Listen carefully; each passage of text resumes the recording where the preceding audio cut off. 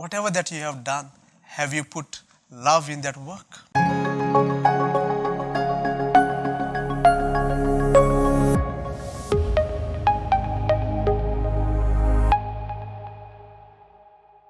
In today's gospel, we have this parable. Jesus speaks about landowner who goes out in search of laborers to work in his field. He meets some laborers. He agrees with them for a certain wage. He employs them. After a few hours, this landowner goes again into the marketplace, finds some laborers unemployed. He asks them why they are not working, and they say no one has employed them. So he calls them to work in his own vineyard, promises them to do or to give whatever that is right. Again, middle of the day, he goes again to see. He finds more people unemployed. He gets them employed as well. And almost at the end of the day, again he finds people simply idle without a job. He also calls them to work in his field. At the end, he gives them the wages of the day. We know this parable. The ones who came first, they grumbled because everyone was paid the same wage. When we hear this parable, we feel that the landowner was not a just man. It looks that somehow he has done injustice to the laborers, especially those who worked for the whole day, because the wages were paid to all, even those who worked for few hours. Everyone was given the same wage. And so there was grumbling and so on. I would like to reflect today with three types of people. First, the landowner. The second group of people are the ones who came from the beginning of the day to work, and the people who came at the end to work in the field. First of all, the landowner. His life, his personality, his characters. You see him, he is a just man because he paid what he agreed. He did not cheat the ones who came first. He paid them what he agreed. So, the just man. Yes, he paid to those ones who came at the end, but generously. Here we see him or his a character of mercy.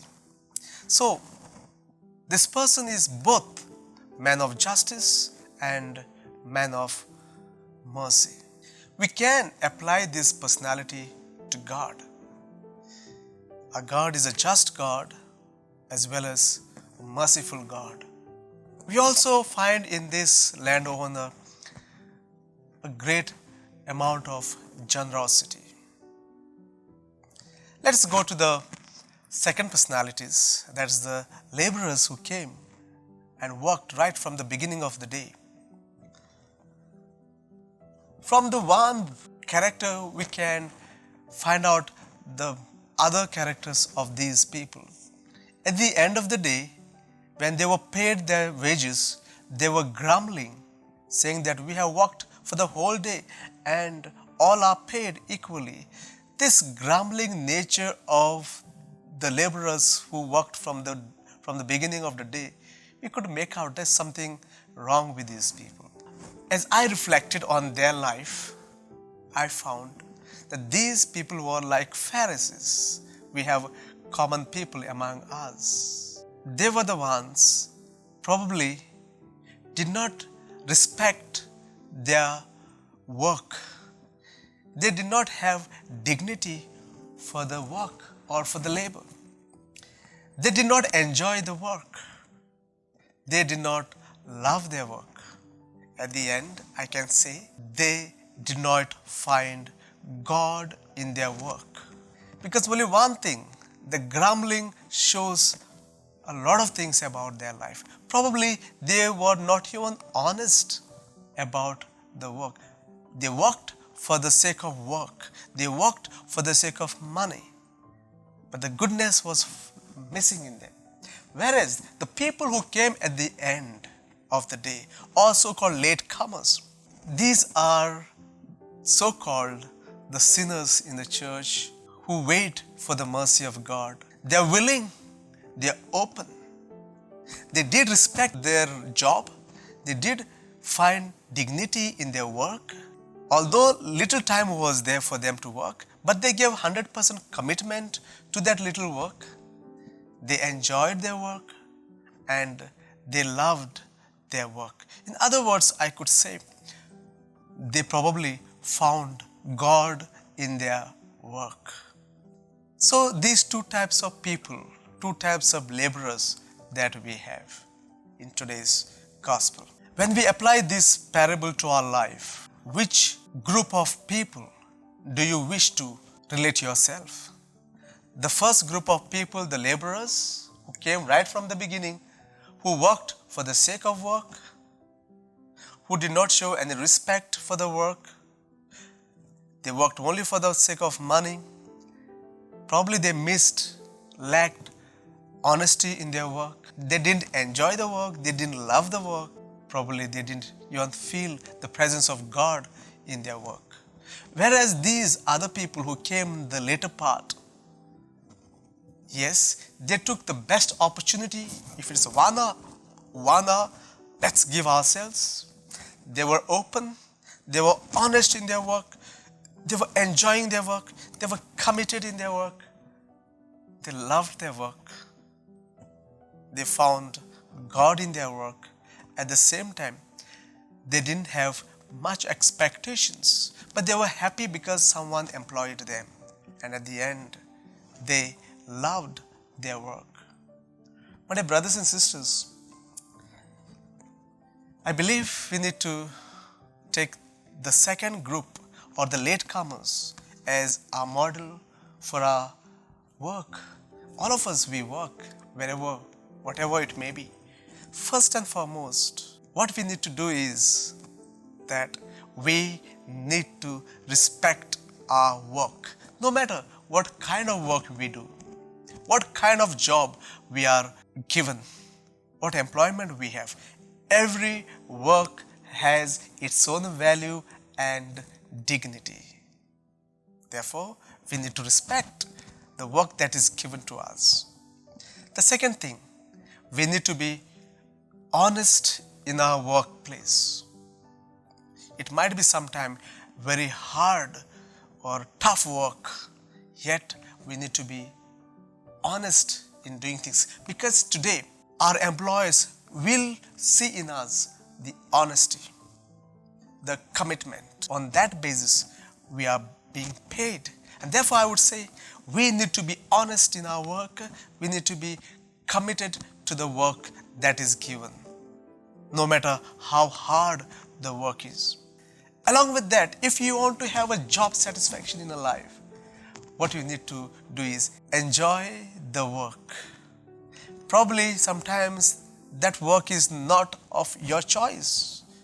Especially during these days of pandemic, we have no choice. Whatever that comes on our way, we have to grab it, grab the opportunities. Like these latecomers, they just took the opportunities. They didn't feel bad saying that, no, what can we do in 1 hour time? Just 1 hour is left. They grabbed the opportunity. 1 hour, we will do the work.